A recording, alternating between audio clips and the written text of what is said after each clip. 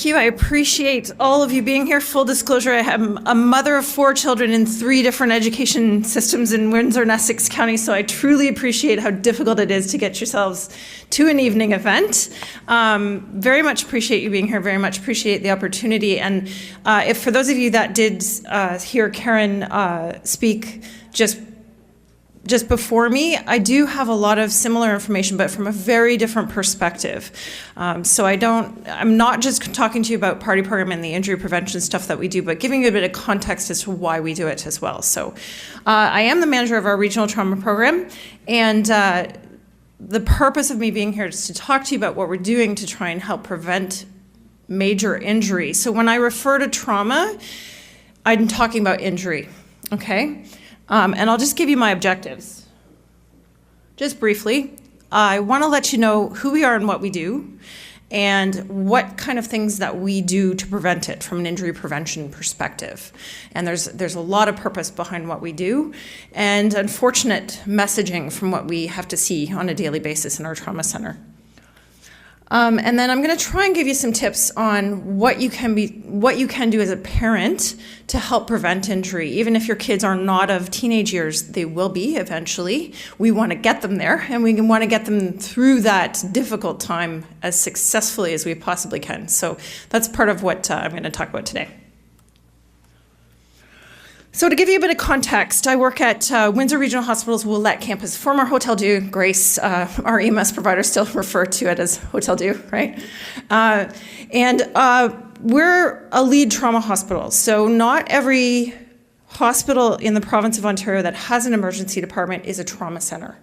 The difference is that we have specialized programs for that, and I'll give you a bit more details about that. But the region that we cover, we're one of 11 lead trauma hospitals in the province of Ontario. We're a level 2 center, which just means we have certain specialties. There's only 2 level 1 centers in the province, which are both in Toronto, Sunnybrook and St. Mike's, just to give you an idea. And Sunnybrook is actually the busiest trauma center in the country. So our numbers, we run about 5th busiest in the province, even though this is our small region. We go up to about Ridgetown. So we have large numbers of trauma for the province of Ontario. So 11 lead trauma hospitals. We've been a trauma center since about 1989. So anyone from Ridgetown all the way through, depending on where their injury happens, there's a bit of gray area for helicopter support from the Chatham region because they have a helipad. We don't. We're the only trauma center in the province that doesn't. So for that new hospital we're building, that's top on my wish list for the helipad. So we are one of the 11 centers, and part of that program management, part of what I do, not boring you to death, but just to give you a bit of context as to what you're going to see next, we have to record all the details about the major injury that we see. So the data, I'm going to show you some data here to give you context as to what's happening to the people of Windsor and Essex County in that region, how we're getting injured, okay? Before you talk about injury prevention, there's sort of method behind our madness, what's driving our programming. And we see the most severely injured people in the region. So when I talk trauma patients, they have a scoring system. We use a scoring system that adds up the injuries in your body for multiple body regions. So we use a system called the Injury Severity Scoring System. And all the patients that I talk about, all the data that I talk about, I'm going to show you briefly, are those people injured with a score of greater than 12, greater than or equal to 12. What does that mean? Well, it means multi-system body injury. This is life-changing injury. This is the most severely injured of our community. Okay, so the numbers are not huge, but they are significant. This is life-changing injury. This is going to be with them the rest of their lives and can often lead to death, okay? And as part of a ticket to our trauma center, when you are injured that badly and you activate our whole trauma system, we have 24/7 specialized emergency trauma physicians and a whole team throughout our hospital, right from pre-hospital all the way through to rehabilitation that's specialized to deal with this type of injury. When that's activated, a trip in our trauma room, we don't care how old you are, you automatically get tested for 13 different drugs. So for anyone that heard Karen's talk prior to me, They said that we don't record marijuana, but marijuana is one of those tests that we do. And it's urine tox screen, primarily what we do. We do blood testing for alcohol, and partly that's because we have to be able to treat, we have to counteract certain levels of alcohol, or you will die if we don't. THC we can't really do anything about. Most of the drugs that we test for is urine tox screen, A, because it's cheaper, B, because we can't do anything medically for it. We sort of have to ride out the symptoms. But C, and part of our trauma assessment is, are you high on something? Is that why you're not responding to us? That's really primarily why we're looking for these drugs, okay? But all of you, if you have anyone that arrives in our trauma center, they get tested for these drugs. So now I'll go into our hopefully not so boring statistics, but just again to give you context as to why we do what we do, okay? And these are not our most recent statistics. I am just waiting on our most recent fiscal year, which just ended April 1st. So we still have some patients in the hospital that will fall under our last fiscal year. So we have to consolidate their charts before after they're discharged. So we don't have last year's data for you, but I have up until March 31st, 2017 for you, okay? And this particular slide is starting with the 10 to 25 age group. We are an adult trauma center in Windsor, so anyone under the age of 16 has to get shipped out of our center because we're not a pediatric center. Anyone after their 16th birthday will stay admitted to our hospital if they fall under our trauma criteria, depending on the types of injury. There's a few things that we don't treat. Burns, severe burns being one of them, we'll have to ship those out. But we will initially treat all pediatric patients because we're the trauma center, right? That's first response. So this data, how are kids getting injured in our community? So this is, again, that ISS score of greater than or equal to 12. These are massive injuries, okay? Not just, a broken bone, not that there's anything just about any injury, but this is not, a cast on the arm. This is massive injury. Most of the folks are coming in motor vehicle collisions. We use collision or crash in our terminology. And that's consistent. So the top three, usually motor vehicle collisions, falls, and then assaults, which the number two kind of waxes and wanes depending on the years. And then we've broken them down again to a little bit more, but those are our major numbers. So this is for adults. Same thing, ISS greater than or equal to 12, those over the age of 25. And that switches. The number one and two switch, but it's still number one and two. Falls is number one. And partly that's because of our aging population, but it's been consistent for at least 10 to 15 years. That's killing people a lot. Motor vehicles is a close second. And then we've got the breakdown of the rest for you. So impairment, was alcohol involved? This is blood alcohol concentration that I'm showing you again. Flipping back to our youth, 10 to 25 years. Highest risk age group, again, is sort of in the middle, 16 to 24. That's our biggest risk, and that's across the country. High risk takers, primarily men too, boys. Was blood alcohol involved? Yes, it was. It wasn't, it was about 40%, all in different levels, and we measured a little bit differently in the hospital. It's blood alcohol concentration in millimoles per liter. Greater than 17 equals the legal limit that police test for, so that's 0.08. Just for your awareness, with the breathalyzer testing that they do, that's greater than 17 for us. Okay, so that youth in our graduate, I don't know, does anyone have any teens that are driving yet? Okay, they will be. And it's been a huge learning curve for me. I have one teen that's driving so far, one that's delaying it because she's far too busy to do anything else, so to drive anyway. The graduated licensing system, if you are under the age of 25, you can't have any alcohol in your system. So none of these guys would fit in that category. So we stop it as soon as they turn 25, okay? So that's just an idea of the percentage that's coming into our trauma center. Then when we switch to adults, the picture changes, but not dramatically. So alcohol is our top drug that we find in our major traumas, okay? But if you look at this data 20, 30 years ago, the numbers would be a lot different. They'd be a lot higher. So we have noticed a general decrease in alcohol, but it's sort of stabilizing to about 40% of all our trauma patients that we're seeing, okay, in all age groups. Years sort of fluctuate a little bit, but that's about the average, about 40%. So now we're going to talk. ETOH is alcohol. Sorry, that's my medical drug, and I need to change this slide just so that you know. The drug that's alcohol along with the other drugs that we test for. So alcohol plus other drugs. So these are the folks that are coming in with both in their system. We like to call it our drug cocktail, right? So people that did they drink before they took the other drugs, or did they take the other drugs and thought it was okay to have a drink and then get in a car? Typically, because that's one of our major reasons to arrive in our trauma centers. These are the data. And this is for that, again, that 10 to 25 age group.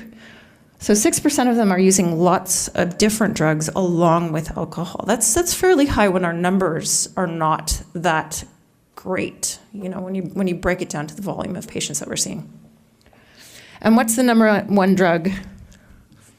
It's marijuana for these guys to use along with alcohol. So this is the two together. And then these are the adult groups. So it's a little bit different of a picture, but not that much. Top two still are alcohol and marijuana. That's the combination.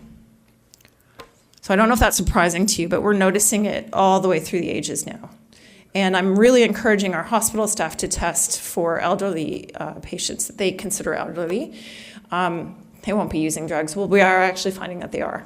So just drugs other than alcohol. Not alcohol, just another drug. Top use is marijuana for our youth under 25. To a significant amount, actually. About 5 years ago, 100% of the kids that came in to our trauma center in motor vehicle collisions tested positive for THC, and it's stayed pretty high since then. So significant. This is already happening. This is already an issue. And again, we've seen small numbers. This is small numbers, but this is not the number that you want to be. These are massively injured people coming in. We are still working at testing everybody, but there are reasons that we don't test every person. What it means when you come to our trauma center, and I don't want to bore you, just again, to give you context behind what we do and see, it's minutes to save people's lives in our center. So we sometimes have to get people into the operating room or interventional radiology, do tests and treatments within minutes of their arrival to our trauma ER to, have life-saving surgery. So oftentimes the priority is not going to test their urine for drugs, right? It's often after that initial ER visit. And this is adults, again, over the age of 25. And this is actually one of the biggest trends that we saw. So adults using drugs other than alcohol solely, or at least testing positive when they arrive in our trauma center. So they're showing up with drugs other than alcohol, and that was a significant trend increase for us last fiscal year. So that's my boring statistics done, but it's sort of presented to you what we see, and that's just the folks tested on arrival to our trauma center. For our trauma team activation, massively injured people, okay? This is really, really bad from an injury perspective. We have what's called Ontario Trauma Registry. So all the lead trauma hospitals input their data. We use the same scoring system, data system as the hospital system does. It's called P.A.R.T.Y. It's a P.A.R.T.Y-based program, but it's unique for trauma injury. It's called the Collector, is the name of the program. And all the trauma centers put their data into the same data bank. It's the Ontario Trauma Registry. So what are we doing about it? Well, a couple things that we live and breathe in our center because of the massive injury that we see. This is awful. You see one person injured this way, you want to prevent it. And that is actually part of our mandate as a trauma center. We have to share this data with you. That's just raw data. It's not part of research. This is just what shows up in our trauma center, okay? So we don't have the picture that Karen sees. We don't get the data from the car crash. We only are as good as what we collect once they are admitted to our center, all right? One of the big things that our team doesn't like to use is the A word. And for you guys, that probably means something different. For us, it's the word accident. And that's part of what we teach in our injury prevention programs. It's huge. Any person that works in injury prevention will tell you the same, but this is very much true for particularly our hospital staff that see this injury coming, because 90% of every injury we see in our emergency departments is both predictable and preventable. That's huge. We could have done something about this, right? So part of what I teach in our program to the participants of our program is next time you see that word or you want to use that word, think about it. Was it preventable? Could we have done something about it? If the answer is yes, then it wasn't an accident. And we see not accidents that are called accidents every day to cause this kind of injury. So now I'm going to talk to you about our P.A.R.T.Y program. P.A.R.T.Y, really awesome acronym, and I cannot take the credit for it. It stands for Prevent Alcohol and Risk-Related Trauma in Youth. It's a fabulous program. Started in the 80s at the Health Science Center of Sunnybrook that I told you about, Level 1 Trauma Center in Toronto. In the 80s, there was a group of emergency room nurses that had children of the teenage years, and they all had gone through a significant amount of trauma with their friends, incidents involving motor vehicles and particularly alcohol use at the time. So they started up this program, and we've been doing it at our hospital since 1994. We've been conducting this program. Part of the accreditation mandates for all trauma centers is to prevent injury to begin with, and this is one of the ways that we do that. This program I'm exceptionally proud of. The P.A.R.T.Y program in general is now an international program. It's all over the world. Most of our lead trauma hospitals in the country actually participate in this. There are some programs that run in rural BC or Alberta. They use whatever facilities they have to try and get the message out. So it's adapted in many different ways in many different countries. Brazil has a really unique program because they have a very different culture to deal with. But basically what we do is it's offered to all high school students in Windsor and Essex County. Obviously, I can't, it's not my full-time job, so I can't run one every day. I really, truly would love to, genuinely.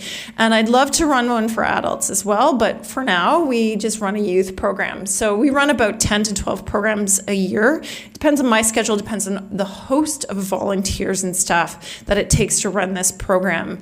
And what it is we take a small group of students, about 20 students, for a full day of what they would normally attend school with. They come to our trauma center and they go through what the journey of a trauma patient is. So we try to mimic what it is like to be a massively injured person, to go through this kind of injury. All the way from, we start to talk about what healthy risks are and what unhealthy risks are. And one question I'm going to ask you guys, actually, who in the room thinks they're a risk taker? That's a question I ask all the kids to start with. And it's a really good discussion point because truly we are all risk takers. And one thing that we talk about is that dividing line between what's a healthy risk and what's an unhealthy risk. And there's actually a psychological term for it. It's called the stupid line. So I encourage you as adults to also think about what your stupid line is. What divides for you that healthy risk and that unhealthy risk? And that's how we start our day. Because for youth to actually put themselves in that mindset to think, okay, you know what, we make these choices every day. And sometimes within seconds, they can lead to a life-changing injury. That's how we set up our day. Then they learn about, they go through scenarios that we have compiled based on patients that we've seen their age, parties, alcohol-related and drug-related parties, which have brought them to the trauma center. They meet a paramedic. They go through what it's like to be first responder on a scene after a party scenario, motor vehicle collision, and they actually get one of the students placed on a spinal board, stabilize their neck, and go through what it would be like to help in that scenario, which is important for them to learn, right? We talk about how they can assist each other in these scenarios, to be a good friend, to be helpful if they're put into this horrible situation. And then they actually have role playing. We set up a party where they're part of. They all have a different role to play. One of the students is actually pulled out while the other students are completely oblivious. Most of the time they have no idea one of their students is missing. And we mock them up to be a real injured patient. So they're a patient down in an emergency department. The other kids don't even know they're missing. And then we pull them into one of our 3 trauma bays. And we go over the type of equipment that we actually have to use during these scenarios. All the tubes. The boys' favorite is the Foley catheter. Always. That goes where? Always big eyes happen when we talk about that one. But all of it, right? The tubes go everywhere. And for them to actually see that along with the real sights and sounds and people high on meth first thing in the morning in our emergency department, it's real for them, finally. We actually get down there and see it. Two of the students are paramedics, and they read out a dispatch. We have a trauma patient we're rolling in, and we call a mock trauma code overhead. So we mock it up as best we can. And ER physicians, nurses, respiratory therapists, lab, whoever's around, med students, usually nursing students, they'll come on in and we will roll through. The paramedic students will bring their student in on a gurney, stretcher, and they look pretty injured. Our makeup artists do a really good job, and so we roll through just quickly. It's not a long process. We go through what it's like as best we can to treat someone in that scenario, and then they're rolled out, and there's a driver that we have to test to make sure that they're okay, and then police actually come in. Karen's joined us many times. Windsor police are typically who come and do this, but they arrest. I think you can see there. Yeah, there's Lindsay is actually handcuffing. We cuff the student in the emergency department, which happens every day. And our staff say, yeah, this is a common scenario for us. So we go through what that's like. And then we come up and see Tanya in the ICU and patients up in intensive care. We can't, unfortunately, I've got a picture. Usually I show the kids a picture of what our operating room is because it's typically the next step for life-saving surgery, but it's as sterile of an environment as we can make it, so we can't bring a group of students through that. But we do tour through our ICU, and if there's an appropriate patient, we will talk about what kind of trauma they've been through and what that means, and they see all the tubes and machinery and see the staff working, and it's pretty real at this point. And then we'll pull them aside and talk about organ and tissue donation, which is an unfortunate conversation that we have to have all too often in our intensive care unit in particular. It's an important conversation for them to have. They all have the ability to become a registered donor when they're 16 years old. My kids know what my wishes are because I work in the environment that I do. So we encourage them, we educate them about what that means and what the unfortunate consequence of the kind of injuries that we're talking about can mean. And then they go back down to our classroom and talk to the police about all the legal consequences of the role-playing that they're doing, of the party that they've been in, which they have some pretty interesting questions. Most of them, about 80% of them, every time I pull this, it doesn't matter what school they are in. So if your kids are not in high school yet, it truly doesn't matter. They are under the same influence and risk at every single school in our system, every board, doesn't matter where they're from. 80% of them think it's perfectly fine to drive high.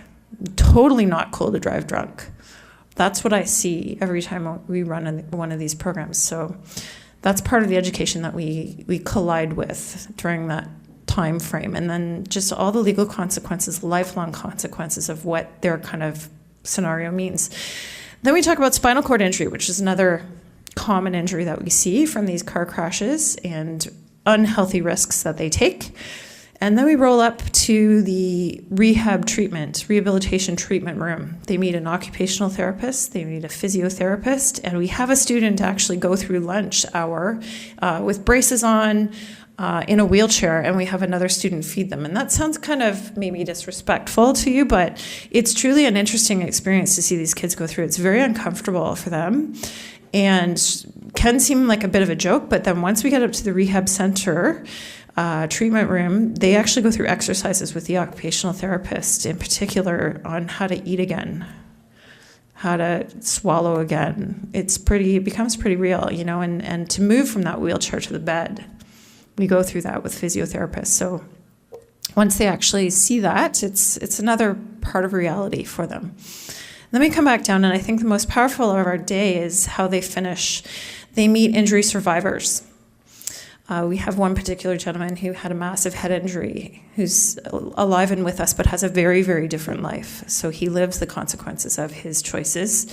And currently we have a family that lost a son in a traumatic event, and it's very powerful to see the kids change from that perspective. So we try and bring it all together for them, and truly kids learn in very different ways, but we've had thousands of kids go through this program now, and I love it. I love being part of it. I love the thought that brings me through it every day is education is power, and truly they learn some unique things. Sight, sound, smells of a hospital. Even some of them come out with, hey, that's a great career. I never thought of that before, because they meet all kinds of different health professionals. They don't just have to talk to me all day, which is great. That's cool, but they also, think about some life choices, which is really awesome. So that's our P.A.R.T.Y program in a nutshell. And again, we offer it to all the high schools, and depending on their schedule, our schedule, most of the high schools in our system, actually, we just had Belle River attend for the first time 2 Fridays ago, so I was really excited about that. So I try and vary it up a little bit, but that's our program. What else do we do in injury prevention? There's not just that. So that's part of my job. And again, part of our responsibility as a trauma center.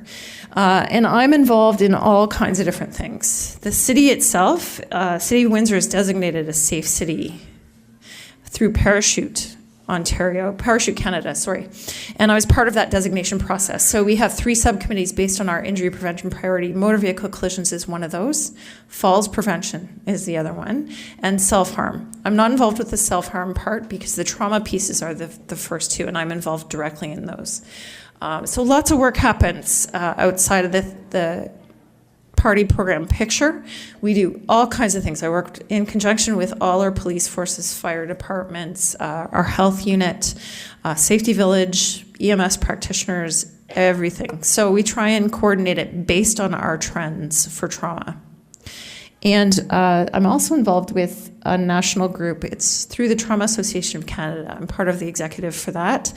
And we just actually, about a year ago, started off a national injury prevention group. And the work I'm doing with Parachute and the Trauma Association of Canada addresses your question about what are we doing with the data.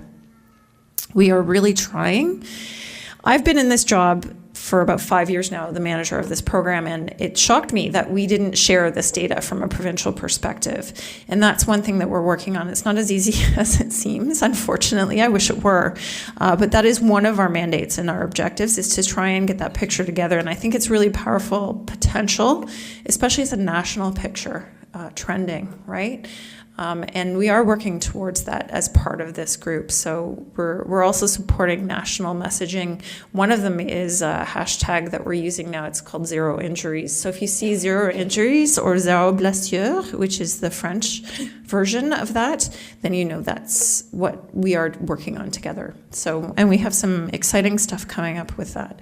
That's just a little snapshot. I have regional organizations that I'm involved with in provincial stuff. So we really do try and share these trends and drive the programming through health units, all that stuff. So it's behind the scenes, a lot of it, but there is all that data, that boring stuff that I showed you to begin with.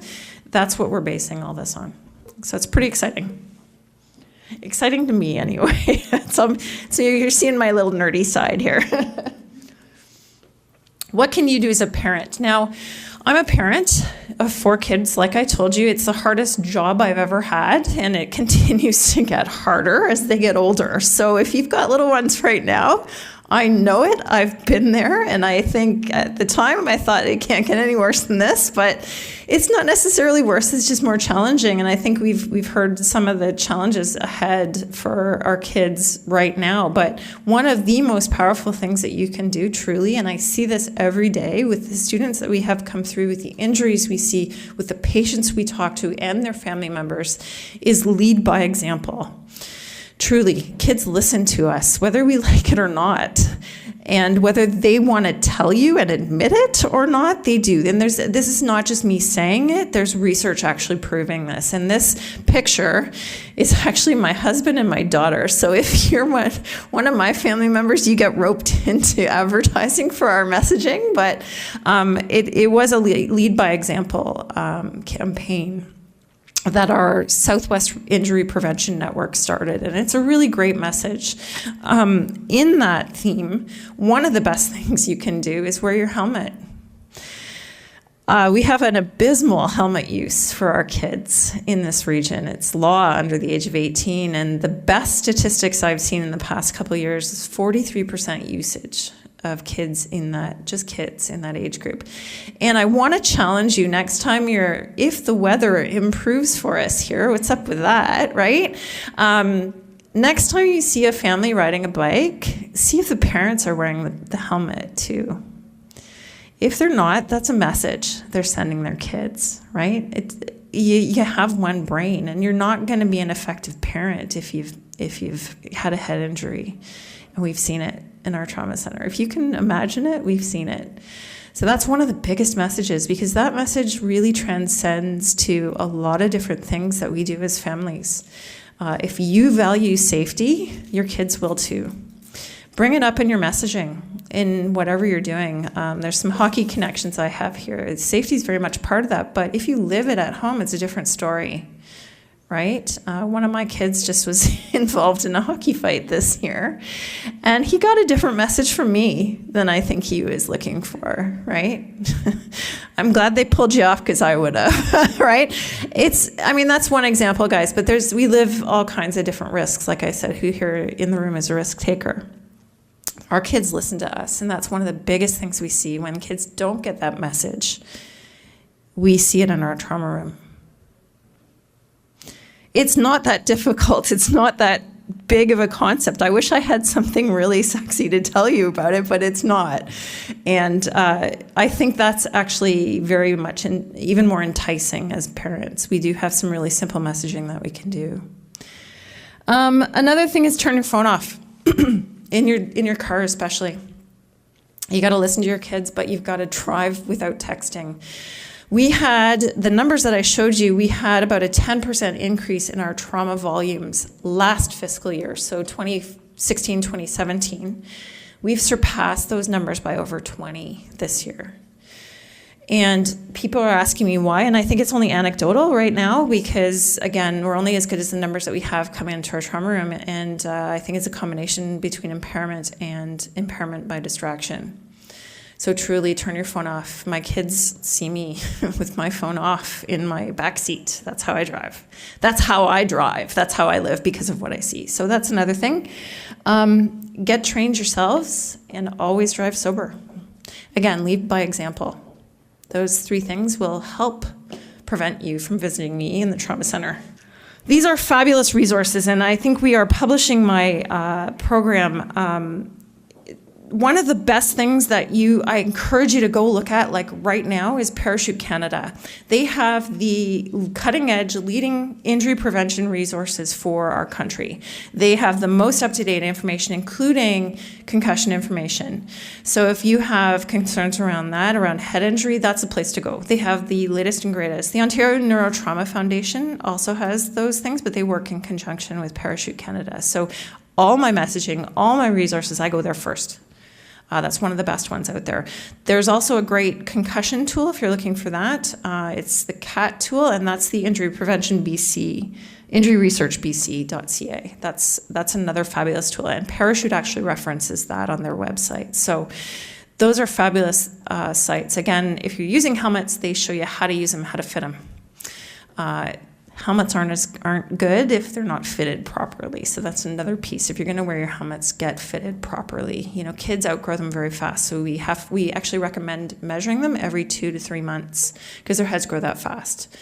But we're at the questions piece. And again, here's proof that I'm a mom of 4, and I haven't found that magic bubble yet to protect our kids in, but we're trying to help in our community. And truly, I think we can all lead by example. So thank you.